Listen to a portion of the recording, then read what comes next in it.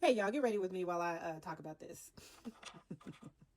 So, just for context, you guys remember a little while back, I had made a post about why married women don't get on social media talking about trying to give tips or talk about how there are actually happily married people out here and that, everybody's not miserable and single.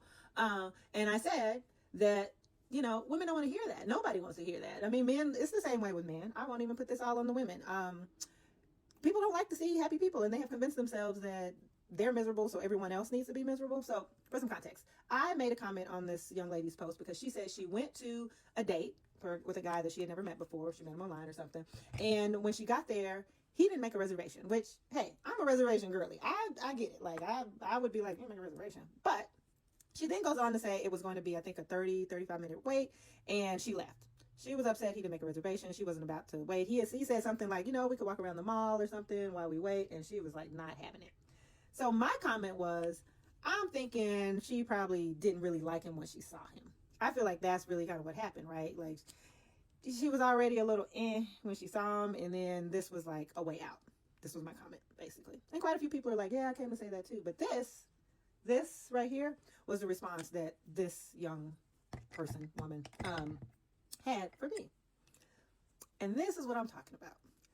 When I say, people just want to be angry and bitter, and she don't know me from Eve. She doesn't know that I've been married for 27 years. She doesn't know that I was a matchmaker for 5 years and that I actually have introduced people who are now married and have been for a decade.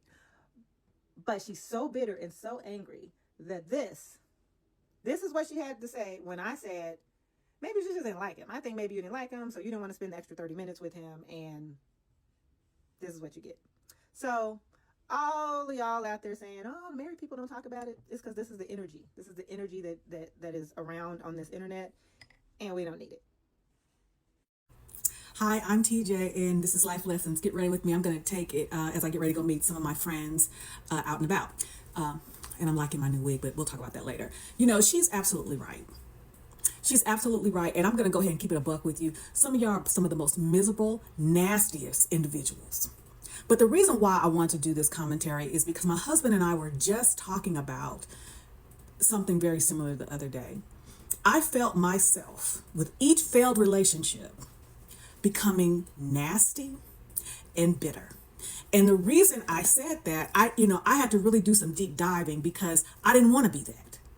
I didn't want to be that. And the more you are single and you don't have to contend or consider anyone other than yourself, you become more of yourself, not less. And I will say that even if you are a single mother, because see, as a single mother, you're in charge.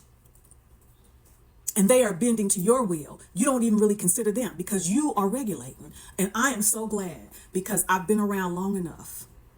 People I know in my personal life, whether it be family members, friends, or whatever, I saw myself becoming what I did not want to be. And especially having been a person in leadership in the military, in the federal government, regulating, and then coming home and still being in charge. Oh yeah. Oh yeah. And then instead of looking at myself like some of y'all fail to do, I would be nasty with it. So she ain't lying. She ain't even lying. And I come and share what, I try to share. I ain't giving you all of it because it ain't none of your business, but I share some of the things because I want to show that, there is a possibility even later in life. I knew it wasn't a probability. You understand me at 51? But I'm going to tell you now, if I hadn't started to do some of the work, some of the introspective work that my therapist said, TJ, you are the common denominator in all your relationships.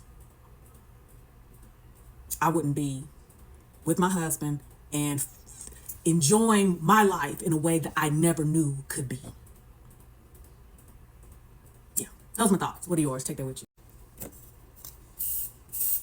And another thing, I've shared with you all, me and my husband's first date was, we met online. Our first date was dinner and a movie. We went to Hop Dottie to have these gourmet hamburgers, so you don't make reservations there. And we went across the street to the movie. have you considered, ladies? Maybe she, like Rhonda said, maybe she wasn't feeling the guy no way, and or it's hard for y'all to have conversations because y'all ain't got much to say other than the superficial bull crap. I said what I said. You couldn't hold a conversation in a bag. You understand me? Because see, while me and my husband was waiting for our food, well, we on our first date, we were talking and laughing and getting to know each other. Yeah. And just so we're clear, ladies, sometimes men may not think about things the way that we do, but it don't mean they can't learn. Because see, on my profile, I put what, because we've been online, I said I'm high maintenance. I'm not as high maintenance now as I was then. I said I'm high maintenance. My husband's low maintenance. But guess what? Going almost 8 years in this thing, he know me. He know what I like. Yeah. You know, out of the blue, while my husband's on the highways and the byways, I might get a text. Mr. Randolph has made reservations for you at X, Y, and Z. Or while he's on these highways and byways, I might get a notification. Mr. Randolph has ordered lunch for you. It will be delivered at this time. But had I been like y'all, I would have missed out on the best man I've ever known. Woo! I just got chills.